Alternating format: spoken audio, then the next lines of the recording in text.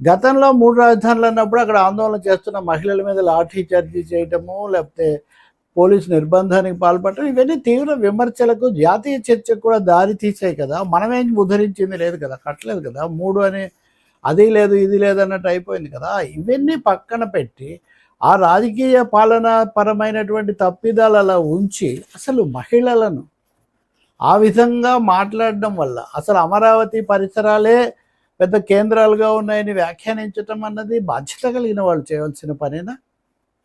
పదే పదే మహిళలు ఎందుకు వస్తారు చర్చల్లోకి అసలు?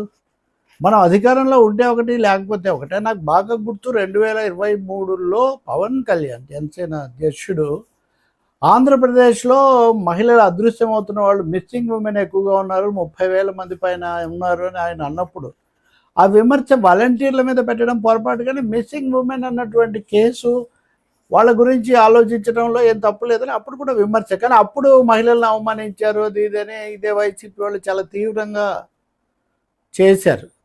కానీ ఇప్పటికి వచ్చేసరికి ఇది ఒక నివేదిక. పిఎంపిఎస్సి అనేటటువంటి ఒక సంస్థ, program mapping population size estimation అని, అంటే ఒక ప్రోగ్రామ్ దీనికోసం ఏ స్థాయిలో ఉంటుంది జనాభాను లెక్కేసేవాళ్ళు.